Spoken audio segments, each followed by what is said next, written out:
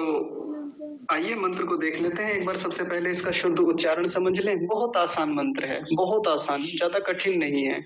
छोटे छोटे से शब्द हैं इसके। पहला शब्द जो बार बार आ रहा है, भग। इव नहीं बोलेंगे, एव।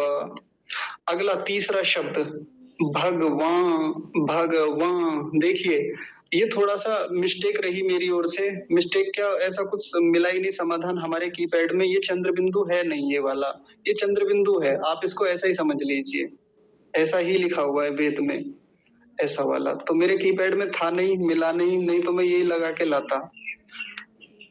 तो भगवान हो गया, भगवान। वैसे मूल शब्द ये भगवान है, भगवान। ये आगे आकार के कारण ये यहाँ पर चंद्र बिंदु बन गया। इतना सा मामला है बस ये। लेकिन केवल इसी शब्द के बारे में बात करें तो ये भगवान है, भगवान।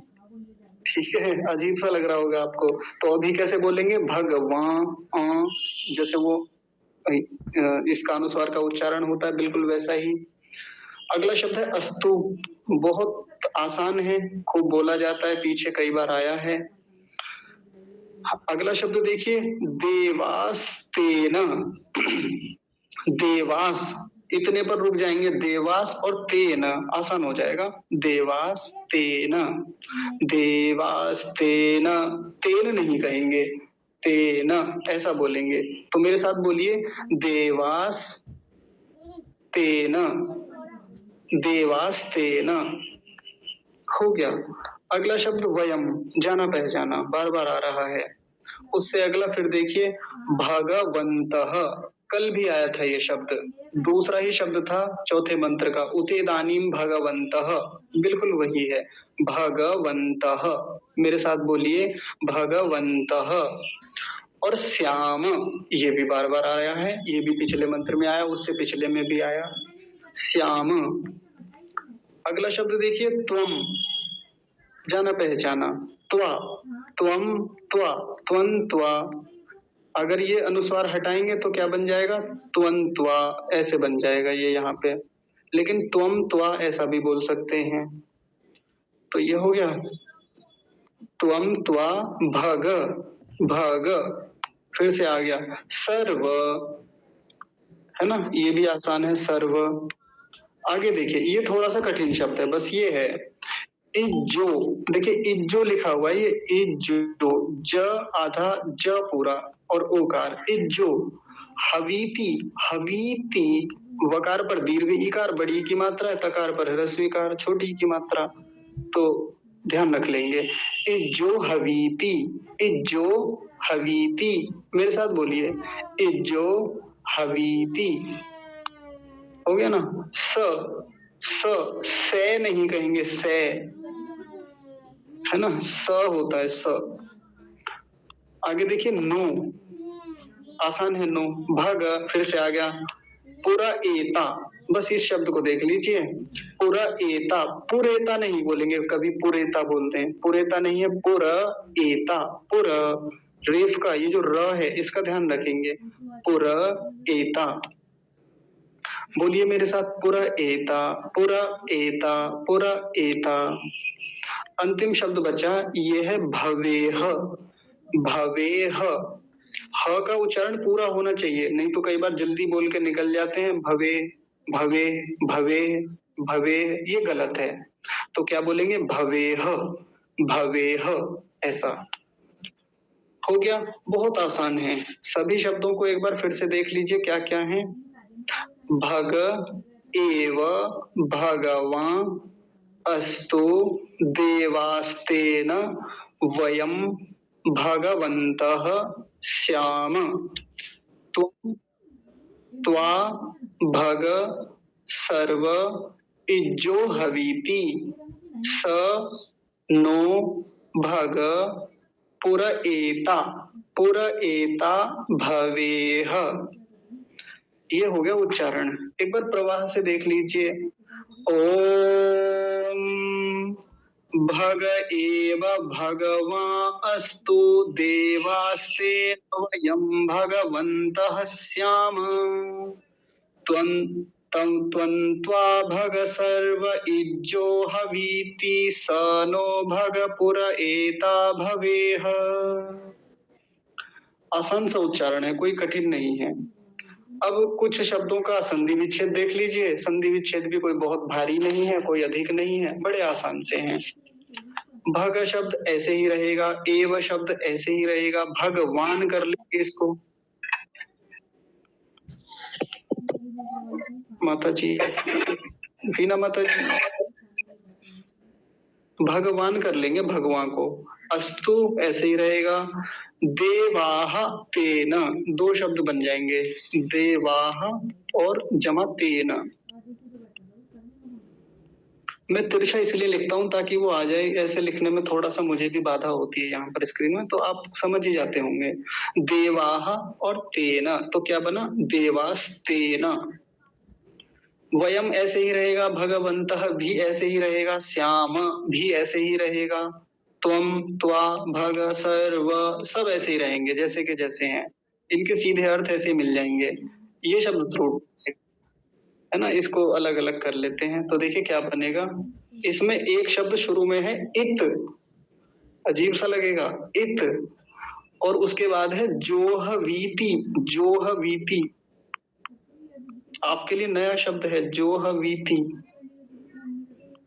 लेकिन इसके जैसे अर्थ देने वाले बहुत सारे शब्द पीछे आ गए।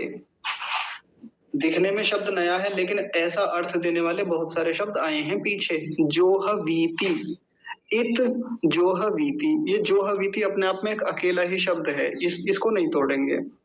स ऐसे ही रहेगा नो ऐसे ही, नो का न हो जाएगा, बस इतना सा मामला है।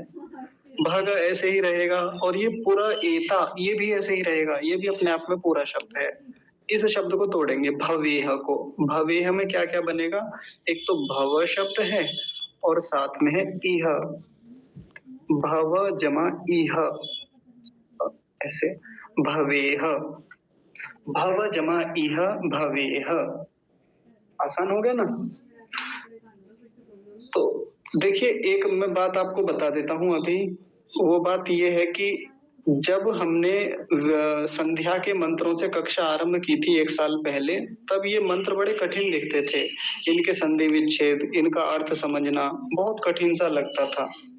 लेकिन अभी ये स्थिति मैं बहुत सारे लोगों की देखता हूँ, मेरी भी यही है क्योंकि मैं भी स्वाध्याय करता रहता हूँ। तो बहुत आसान लगने लगी चीजें, कैसे संधि विच्छेद होना है, किस शब्द को कैसे तोड़ा जाएगा, आसान होने लगा ना। जबकि हमने संधि करना या संधि विच्छेद करना कहीं से विधिवत सीखा नहीं है। व्याकरण के अनुसार कौन सी संधि लगेगी, हालांकि अच्छा तरीका तो वही है, श्रेष्ठ तरीका तो वही है। ये तो काम चलाऊ मामला है कि जब आता नहीं है तो क्या करें, ऐसे ही करें। लेकिन समझ तो बनती है ना, थोड़ी थोड़ी सी समझ बनने लगे, बहुत है, उससे काम चलाएं अभी धूमधाम से। तो आइए फिर अब इस मंत्र के अर्थों पर हम लोग विचार कर लेते हैं। पहला शब्द हमेशा की तरह जाना पहचाना, भग, बार बार आएगा भग, और जब भी भग आएगा तो उसके दो ही अर्थ थे। एक भग का क्या अर्थ था, सकल ऐश्वर्य युक्त परमात्मा, यानी ऐश्वर्यों से जो युक्त है। और दूसरा क्या बताया था, भजनीय सेवनीय, जिसका भजन किया जाए, जिसका सेवन किया जाए, जिसकी सेवा की जाए, आराधना की जाए, उपासना की जाए, उसको भग बोलेंगे।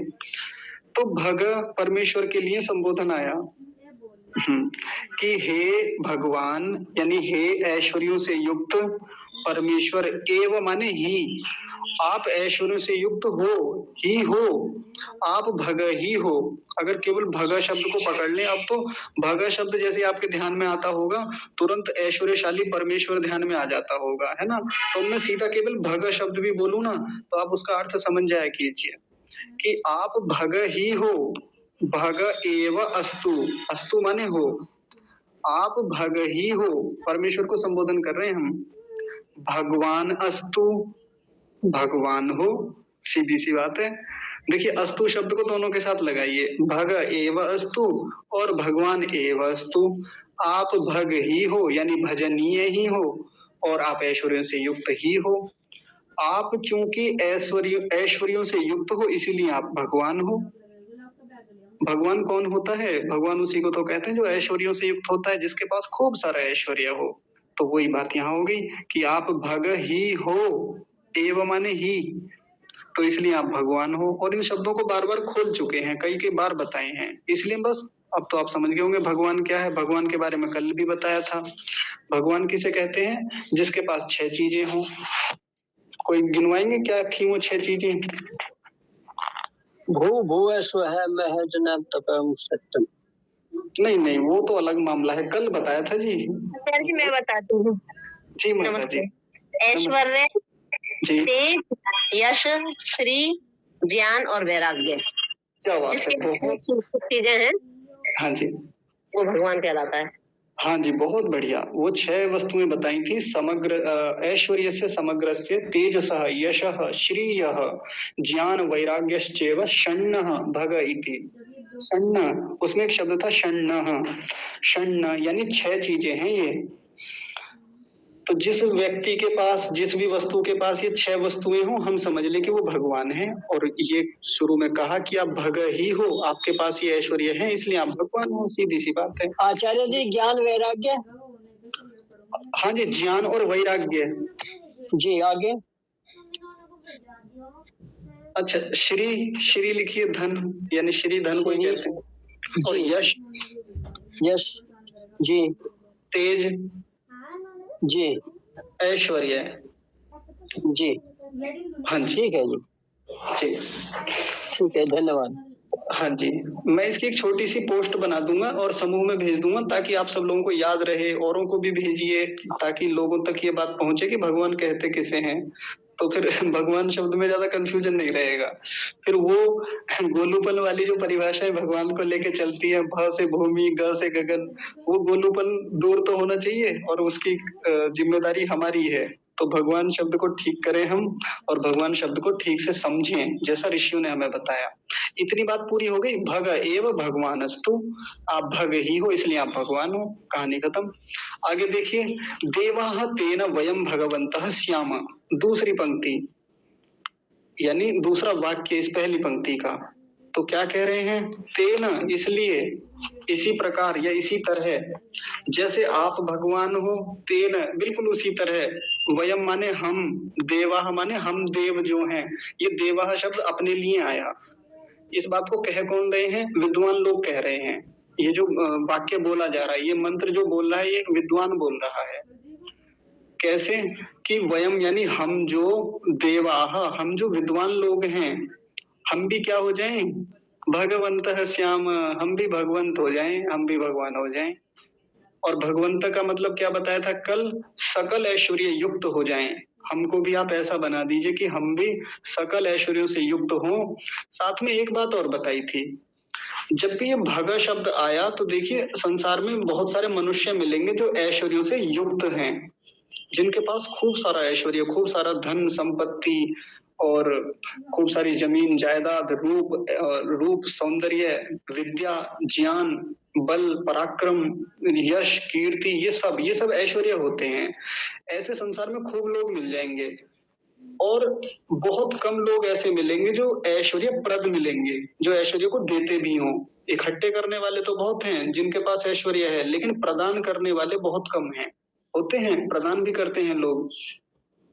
जैसे स्वामी रामदेव जी हैं, बहुत ऐश्वर्यों से युक्त हैं, बहुत सारा ऐश्वर्य है उनके पास, बड़ा विद्या है उनके पास ज्ञान है, उनकी कीर्ति है, यश है, उनका अपना एक बहुत बड़ा व्यापार है, उनका अपना एक बहुत बड़ा केंद्र है, चाहे गुरुकुलों का हो, चाहे वो पतंजलि नाम की कंपनी का हो। तो उन सब ऐश्वर्यों से युक्त हैं, और साथ में क्या हैं? प्रदाता भी हैं, ऐश्वर्य प्रद भी हैं, वो देते भी हैं लोगों को। ऐसा कहते हैं कि मैं अपनी कंपनी का जो प्रॉफिट है उसका बहुत बड़ा हिस्सा चैरिटी में देता हूँ, गुरुकुलों को देता हूँ। तो ऐसे व्यक्ति आप हमें भी बनाइए, ऐसा भगवंत आप हमें भी बनाइए जैसे ये हैं, ऐसा देव हमें बना दीजिए। तो एक सीधी सी बात हो गई यहाँ पे कि हमें भगवान बनने के लिए देवता तो बनना पड़ेगा। और देवता किसे कहते हैं? तो देवाः शब्द को खोलते हुए ऋषि कहते हैं विद्वांसः, आप्त पुरुषः। कल आया था, आप्त बनाइए हमको, धार्मिक बनाइए, सज्जन बनाइए।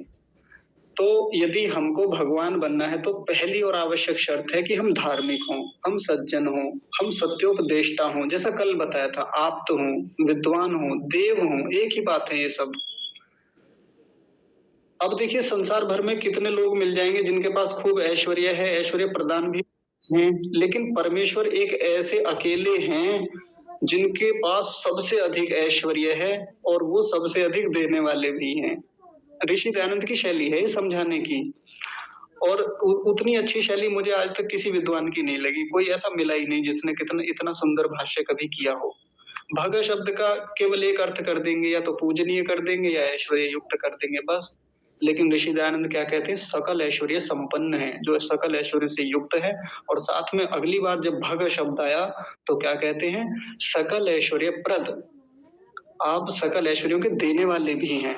आज हमारे पास जितना भी ऐश्वर्य दिखता है, चाहे वो शरीर का हो, रूप का हो, सौंदर्य का हो, बल का हो, विद्या का हो, ज्ञान का हो, धन का हो, पृथ्वी का हो, या किसी भी प्रकार का जहां हमारा स्वामित्व है, जहां हम सुख या सुख के साधन अर्जित किए हुए हैं, वो सब किसके द्वारा प्रदत्त है, किसके द्वारा दिया हुआ है, तो प्रभु के द्वारा दिया हुआ है।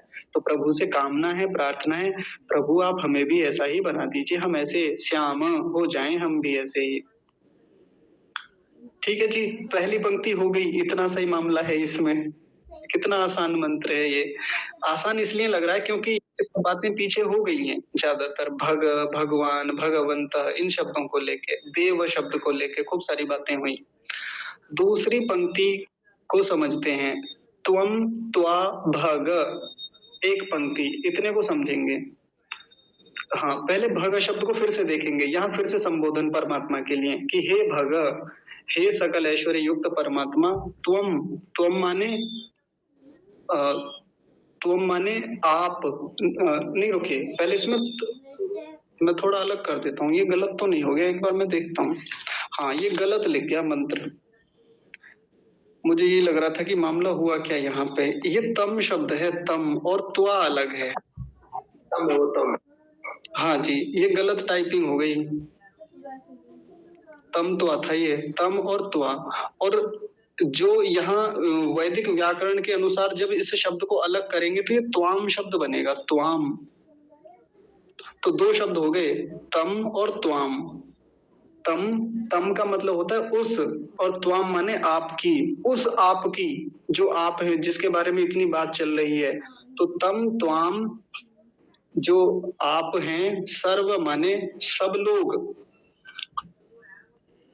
इज्जो हवीति में एक शब्द है इत, मैं लिख देता हूँ, पहले नीचे मिटाता हूँ। एक देखिए पूरा वाक्य बना देते हैं ताकि आपको आसानी हो जाए।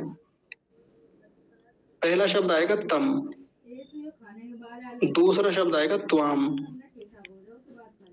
तीसरा शब्द आएगा सर्व,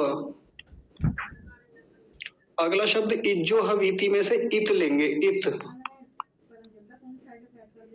और फिर अंतिम शब्द आएगा जोह वीति, जोह वीति, ऐसे। अब अर्थ समझिए, अब आसान हो जाएगा हमारे लिए समझना। तम माने, अच्छा यहां से है, हाँ, तम माने उस, त्वाम माने आपकी, सर्व माने सभी लोग, इत माने निश्चय, निश्चित रूप से, निश्चय से, और जो हवीति को ऋषि कहते हैं भृशम प्रशंसति, भृशम प्रशंसति, ऐसा एक शब्द लिखा, मैं लिख के दिखा देता हूं आपको। संस्कृत में लिखा भृशम प्रशंसति, ये इसका अर्थ है, ये वाला भृशम, भृशम को लिखते हैं हिंदी में निरंतर, और प्रशंसति, प्रशंसा करते हैं। तो उस आप की, जो आप हैं, जिसकी बात ऊपर चल रही है, उस आप, वो जो आप हैं, उन आप की सर्व माने सभी लोग, इत माने निश्चय से, निश्चित रूप से, जो हवीति निरंतर प्रशंसा करते हैं, निरंतर स्तुति करते हैं। तो आप जो इतने ऐश्वर्यों से युक्त हैं, आप जो भगवान हैं, आप जो सकल ऐश्वर्यों प्रदाता हैं, आपकी सब लोग प्रशंसा करते हैं, स्तुति करते हैं। अब यहाँ कोई ये कह सकता है कि कहाँ करते हैं सब लोग, भाई ये तो आस्तिक लोग ही तो करते हैं परमात्मा की प्रशंसा, नास्तिक लोग तो नहीं करते। नास्तिक लोग तो गाली भी देते हैं कई बार परमात्मा को। तो इसमें एक बात समझिए कि भले ही परमात्मा की सीधे सीधे प्रशंसा ना करें, लेकिन वो लोग प्रकृति को तो नहीं नकारते, हर चीज में प्रकृति को तो मानते ही हैं। कहते हैं कि भाई देखो कुदरत का दिया सब है, कुदरत ने दिया, कुदरत ये करती है, प्रकृति ने ये दिया हमको, नेचर ने ये दिया। नाम बदल दिए हैं, लेकिन मूल में जाके देखेंगे, थोड़ी बुद्धि लगाएंगे तो पहुंचेंगे परमात्मा पे ही जाके। आप कितना भी परमात्मा की निंदा कर लीजिए, कितना भी नकार लीजिए, नेचर को कितना महत्व दे लीजिए कि देखिए कितनी सुंदर प्रकृति है, लेकिन नियंता को नहीं हटा सकते वहां से। आप जो प्रकृति है उसकी खूब प्रशंसा कीजिए, बहुत अच्छी बात है, करना ही चाहिए। प्रकृति बहुत सुंदर है, बहुत अद्भुत व्यवस्थाएं हैं प्रकृति में, लेकिन उसके पीछे जो नियंता है, जो बनाने वाला है, जो उसको धारण करने वाला है, आप उसको कैसे नकार सकते हैं? अभी देखा नहीं, उसको जाना नहीं, उसका प्रत्यक्ष नहीं किया तो आप नकार रहे हैं, लेकिन आप प्रशंसा तो उसकी करते हैं, सब लोग करते हैं उसकी प्रशंसा, मंत्र कहता है। और वैसे भी कई बार पीछे चर्चा आई कि यस्य नाम महद यशः, उसका जो नाम है दूर दूर तक है, उसकी कीर्ति, उसकी प्रशंसा, उसकी बातें दूर दूर तक होती हैं, उसका यश जो है बहुत बड़ा है परमेश्वर का। तो तम माने उस, त्वाम माने आपकी, सर्व माने सभी लोग, इत माने निश्चित रूप से, निश्चय से, जो हवीति प्रशंसती, निरंतर प्रशंसा करते हैं आपकी। और आस्तिक लोग तो करते ही है, इसमें तो कोई प्रश्न होना भी नहीं चाहिए है ना, कर ही रहे हैं हम लोग भी प्रशंसा परमात्मा की। आगे देखिए, ये इतना वाक्य पूरा हो गया यहाँ तक। आगे स नो भग पुरा एता भवेह, स माने वह। अब एक आपको बड़ा अजीब लगेगा, मैं यही लिख देता हूँ, चलिए। सह माने क्या होता है? वह होता है। और यहाँ वेद मंत्रों में व्याकरण के अनुसार जब ऋषि भाष्य करते हैं तो ये सह जो होता है ये संस्कृत में प्रथम पुरुष होता है। सह, तौ, ते ऐसे करते हैं ना, तो मैं आपको बता देता हूँ, चलिए ये प्रथम पुरुष वगैरह क्या होते हैं। तो जब हम इनको बचपन में सीखते थे तो ऐसे तो बोलते थे, सह, तौ, ते, त्वम, युवाम, यूयम।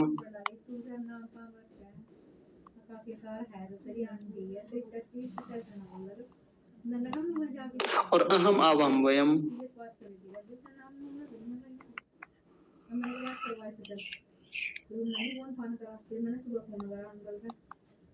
ऐसे तो ये ऊपर वाला जो है ये प्रथम पुरुष है, प्रथम पुरुष बोला जाता है। और ये त्वम, युवाम, यूयम ये मध्यम पुरुष होता है, और ये उत्तम पुरुष होता है, अहम, आवाम, वयम। तो सह का मतलब होता है वह, तौ का मतलब वे दोनों, ते का मतलब वे सब, वह, वे दोनों, वे सब। त्वम का मतलब तुम, युवाम तुम दोनों, यूयम तुम सब। अहम माने मैं, आवाम माने हम दोनों, वयम माने हम सब। ये सर्वनाम ही तो होते हैं, सर्वनामों को ऐसे समझा जाता है संस्कृत में। उनको तीन पुरुषों में बांट दिया जाता है, प्रथम पुरुष, मध्यम पुरुष और उत्तम पुरुष, है ना। छोटी सी व्याकरण है, मैं बस वो जो मुख्य बात है वो बताना चाहता हूँ आपको। तो सह माने वैसे तो वह होता है और परमात्मा के लिए ही कहा जाता है, लेकिन वेद मंत्रों में ये सह शब्द मध्यम पुरुष वाचक होता है। तो यहाँ सह का मतलब त्वम होता है या भगवान होता है। सह को जब इसका अर्थ किया जाता है हिंदी में तो सह को मध्यम पुरुष में ले जाया जाता है, यानी वह जो आप हैं। सह का मतलब आप किया जाता है सीधा, सह का मतलब तुम किया जाता है सीधा यहाँ वेद मंत्रों में। तो सह माने आप, मंत्र पे आते हैं। नह, नह माने हमको, ये जो नह शब्द दिखा है, सह माने आप, नह माने हमको। एक शब्द था भवेह में इह, रुक जाइए तनिक मैं साफ कर देता हूँ क्योंकि लिखना भी पड़ेगा, स्थान कम बचा हुआ है यहाँ पे।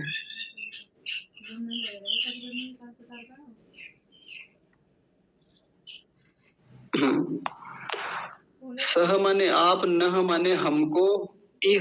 देखिए भवेह में मैंने दो शब्द बताए थे, एक तो भव और एक इह। तो सबसे पहले इह का तात्पर्य देखिए, इह का मतलब क्या लिखते हैं ऋषि, वो कहते हैं अस्मिन वर्तमान समय, इसी समय में, इसी समय बिल्कुल अभी। इह माने इसी समय, इसी वर्तमान में। पुरा एता, पुरा एता का मतलब ऋषि कहते हैं यह पुरा एति अग्रगामी भवति सह, कि आप इसी समय हमें आगे ले जाने वाला भव। भव का मतलब लिखते हैं हुजिए। आपको अजीब लगेगा, अभी देखिए मैं स्पष्ट कर देता हूँ थोड़ा सा। सह माने आप, नह माने हमको, इह माने इसी समय, पूरा एता माने आगे ले जाने वाले, आप हमें आगे ले जाने वाले हुजिए। ऐसी भाषा है ऋषि की। आप हमें इसी समय, पूरा एता का मतलब होता है आगे आगे ले जाने वाले, जो आगे ले जाता है, या पूरा एता का एक पर्यायवाची शब्द होता है जो आप खूब सुनते हैं, उसको कहते हैं पुरोहित। पुरोहित और पूरा एता दोनों एक जैसे शब्द हैं। पुरोहित उसको कहते हैं जो आगे ले जाता है, आगे का रास्ता दिखाता है, मार्गदर्शन कराता है, उसको पुरोहित बोलते हैं। तो क्या हो जाइए हमारे लिए, अच्छे भगा शब्द आए, ये फिर से संबोधन ही था परमात्मा के लिए कि हे परमात्मा आप हमारे लिए पुरएता हो जाइए, हूजिए। ये आपको बहुत स्थानों पे ऐसे शब्द दिखेंगे, हूजिए। आपने कभी हिंदी में ये शब्द नहीं सुना होगा, लेकिन ये हिंदी का ही शब्द है। ऋषि दयानंद अपने भाष्यों में इस शब्द का बहुत प्रयोग करते हैं कि आप हमारे लिए देवता हूजिए, आप हमारे लिए पूजनीय हूजिए। हूजिए मतलब हो जाइए। अजीब सी भाषा लगती है ना, हम तो बहुत बोलते हैं इसको। जब से ऋषि दयानंद को पढ़ा तो हम आपस के वार्तालापों में, हम कई मित्र हैं, तो हम इस शब्द को जब बोलते हैं ना तो फिर आनंद आ जाता है इसको बोलने में। जैसे एक बार हम एक कार्यक्रम में गए, एक आर्य समाज का कार्यक्रम था, तो वहां आपस में हम लोग बात कर रहे थे, तो रात्रि में सोने का समय हो गया, 10 बज गए थे। तो मैंने कहा कि भाई देखिए बहुत समय हो गया है, अब सो जाना चाहिए, तो अब आप सब लोग शयन करने वाले हूजिए, ऐसा करके ये हमारा ऐसे भाषण चलता था वहां पे। तो ये ऋषि की भाषा है, हूजिए का मतलब हो जाइए, ऐसा कह सकते हैं इसको। अब यहाँ इस शब्द को फिर से समझेंगे। पुरा एता जो है, पुरा एता पुरोहित को ही कहते हैं। पुरोहित शब्द के बारे में ऋषि दयानंद ने बहुत स्थानों पर भाष्य किए, बहुत स्थानों पर। पुरोहित शब्द को समझाते हुए इसी ऋग्वेद के पहले ही मंडल के पहले ही सूक्त के पहले ही मंत्र अग्नि मीणे पुरोहितम, वहां जो पुरोहितम शब्द आया वहां खोलते हुए बड़ा व्यापक विस्तार वहां किया उन्होंने। पुरोहित शब्द को क्या कहते हैं, पुरोहितः पुर एनम दधति होत्राय वृतः कपायमाणो अनवध्यायत। ये निरुक्त से लिया उन्होंने, निरुक्त में आता है, एक निरुक्त शास्त्र है जो शब्दों को खोलता है, शब्दों के विस्तार को बताता है। तो पुरोहित का मतलब वहां से सीधा सीधा सामान्य भाषा में समझे तो किसे कहेंगे, जो निरंतर आगे ले जाने वाला है, जो आगे आगे बढ़ाता है, उसको पुरोहित कहते हैं। सीधा सा अर्थ हो गया। और वही अर्थ किसका हो गया, पुरा एता का। तो हे प्रभु आप जो भगवान हैं, आप जो इतने सारे ऐश्वर्यों से युक्त हैं, आप हमें भी भगवान बनाइए। हम जो देव लोग हैं, आप हमको सकल ऐश्वर्यों से युक्त कीजिए। और क्या कीजिए, सब लोग जो आपकी इतनी प्रशंसा करते हैं, तो फिर आप प्रभु हमको भी आगे आगे बढ़ाने वाले होजिए। आप भी हमको खूब आगे बढ़ाइए, खूब आगे ले जाइए। और खूब आगे ले जाने का मतलब क्या है कि खूब सारे ऐश्वर्य दीजिए, और उन सभी ऐश्वर्यों में एक परम ऐश्वर्य दीजिए जो सबसे आगे का ऐश्वर्य है। वो कौन सा है, दुखों से नितांत छूट जाना। सारे ऐश्वर्य मांग लिए, सब कुछ मांग लिया, आगे ले जाने के लिए खूब बातें मांग ली, लेकिन अंततः जाना कहाँ है, अंततः पहुंचना कहाँ है। तो पहुंचना तो वही है ना जो हम लक्ष्य लेके आए हैं, वो है मुक्ति का लक्ष्य है, वो है परमेश्वर के आनंद को प्राप्त करना। तो उसको आप प्राप्त कराइए, ऐसा इस मंत्र का अर्थ हुआ। एक बार फिर से मोटा मोटा अर्थ ऊपर से देख लीजिए, बहुत आसान मंत्र है। भग एव अस्तु, आप भगवान ही हैं, एव माने ही, आप भगवान ही हैं। भगवान मतलब आप ऐश्वर्य से युक्त हैं, इसलिए आप भगवान हैं, इसलिए आप ऐश्वर्यशाली हैं। तेन माने इस कारण से, या उसी तरह, वयम माने हम सब, देवाः माने हम जो विद्वान लोग हैं, हम भी क्या हो जाएं, भगवन्तः, हम भी ऐश्वर्यों से युक्त, श्याम माने हो जाएं। तम त्वा, ये तम शब्द था, इसको ठीक कर लीजिएगा। तम ऐसे था, तम माने उस, त्वम माने आपकी, तो उस आपकी, सर्व माने सभी लोग, इत माने निश्चित रूप से, इत शब्द आया था ना, इत माने निश्चय से, निश्चित रूप से, जो हवीति प्रशंसा करते हैं। स माने आप, न माने हमको, पुरा एता मतलब आगे ले जाने वाला, और भव माने होजिए, और इह माने इसी समय, बिल्कुल इसी समय होजिए। देखिए बार बार ये शब्द आता है, अस्मिन दिने, इन्हीं दिनों में, इसी समय तात्कालिक रूप से, सद्य, निश्चित रूप से या बड़ी शीघ्रता से, ऐसे करके बहुत सारी बातें मंत्रों में हमने पिछले दिनों पढ़ी। तो उसका तात्पर्य ये है कि हम लोग शीघ्रता से चाहते हैं, क्योंकि बहुत समय हो गया है जब हमने अपने जीवन को खराब किया है, व्यर्थ किया है। बहुत सारे जन्म हमारे बेकार चले गए जब हमने पुरुषार्थ नहीं किया, जब हमने विद्या पढ़ने के लिए अभ्यास नहीं किया, जब हमने मुक्ति के लिए प्रयत्न नहीं किए।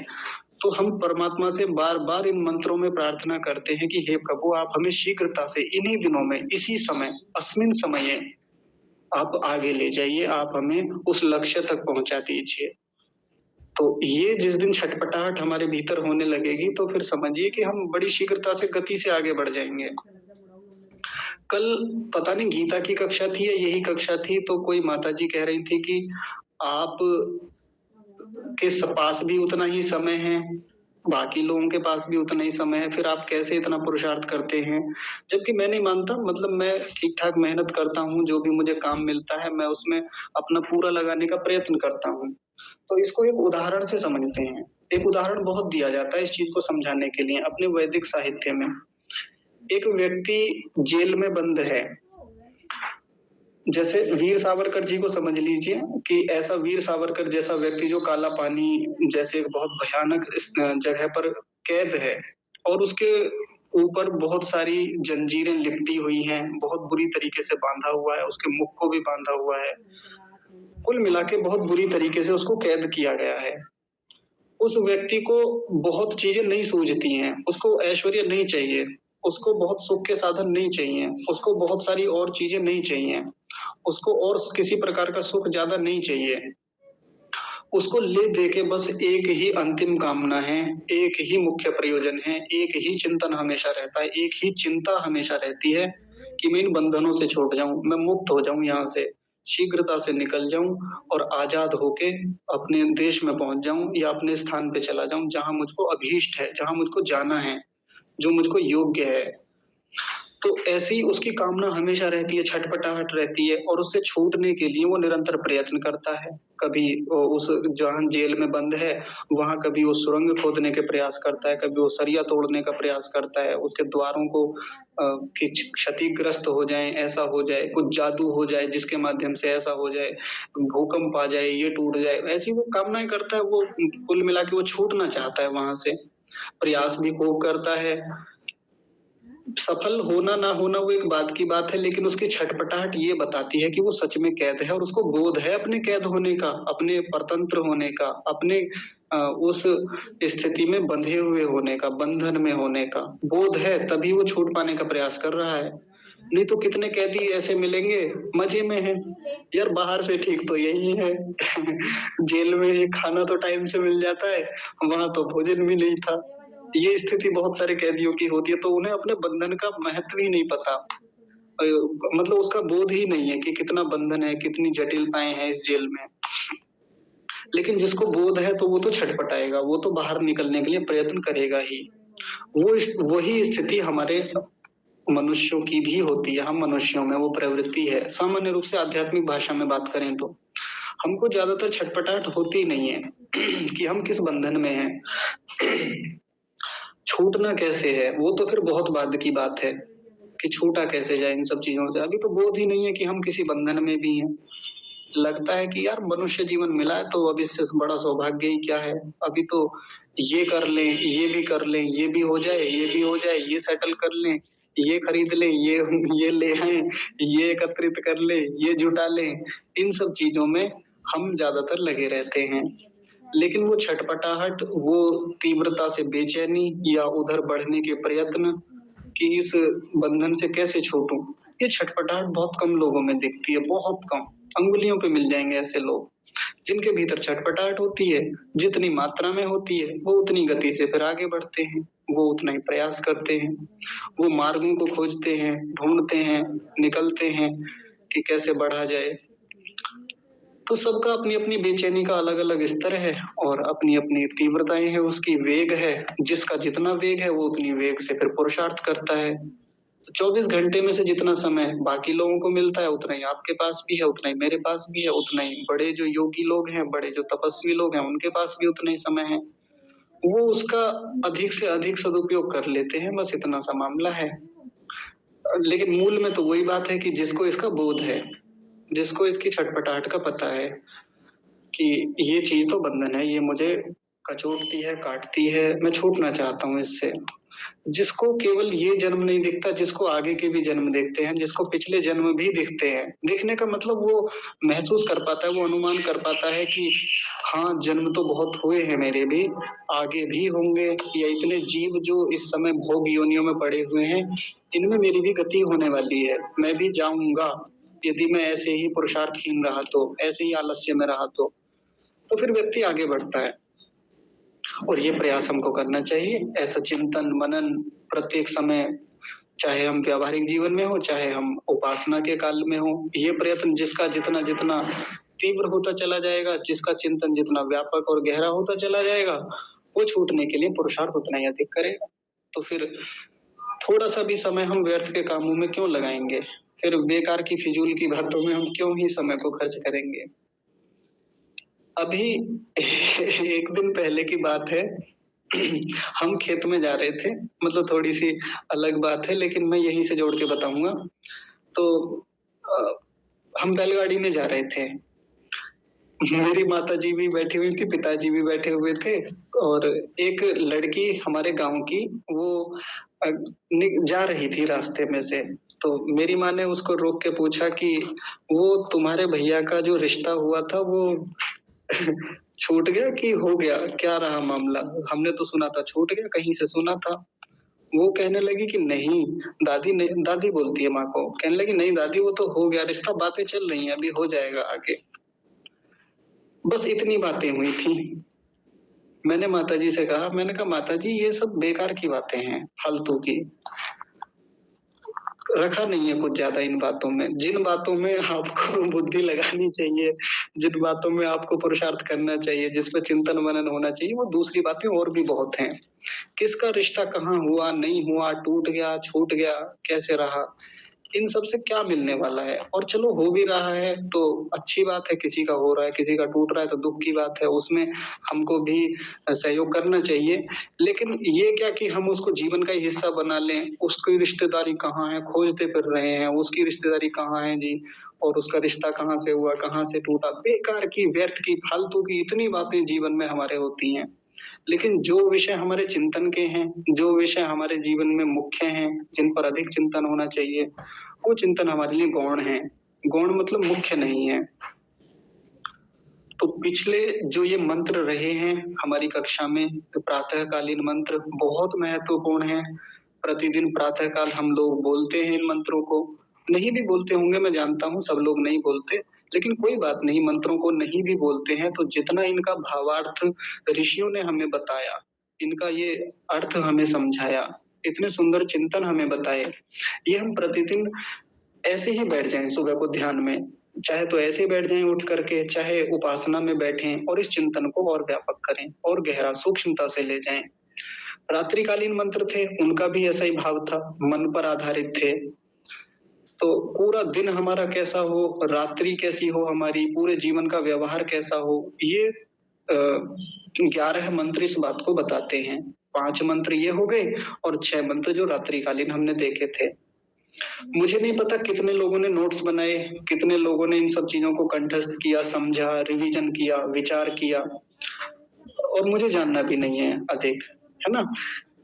लेकिन मैं इतना समझता हूँ और एक निवेदन भी है आपसे कि यदि आप इन पर अपने आप से चिंतन करेंगे, हिंदी में ही कर लीजिए, बिल्कुल मंत्र में शब्दशः वैसा चिंतन ना कर पाए कि इस शब्द का अर्थ ये होता है, ये होता है जी, इसमें ये संधि विच्छेद हुआ, इसमें व्याकरण का ये नियम लगा, इसमें प्रथम पुरुष से मध्यम पुरुष बन गया, ऐसा भी चिंतन ना कर पाए, वो कर लेंगे तो बहुत बढ़िया रहेगा। उसमें फिर सटीकता रहती है, सिद्धांत बिगड़ता नहीं है, सिद्धांत यथावत रहता है हमारा, चीजें बनी रहती हैं चित्त में।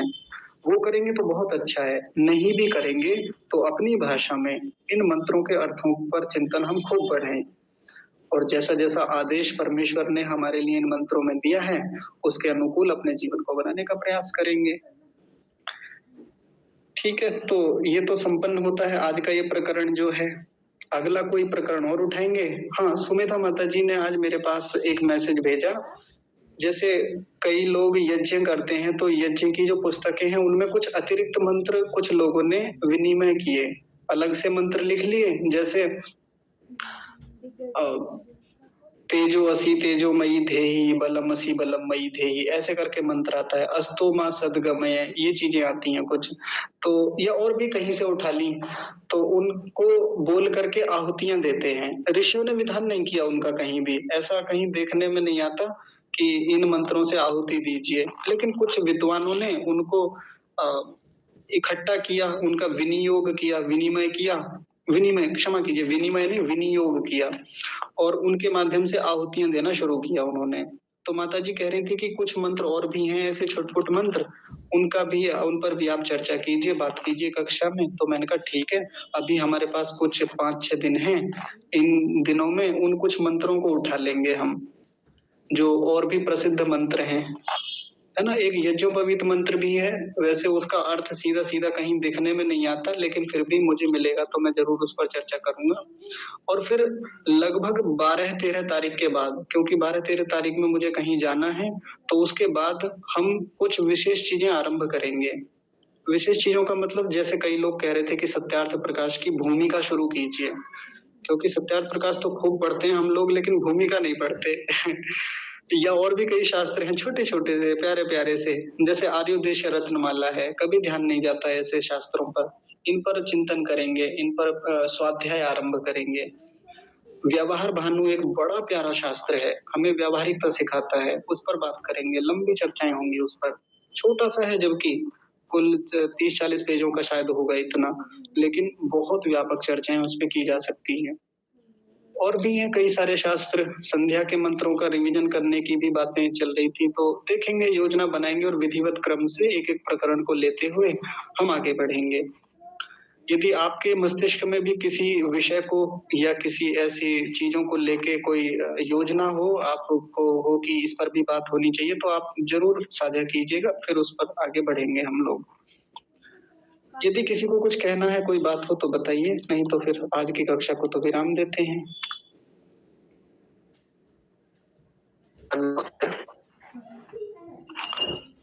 जी, कुछ कह रहे हैं आप?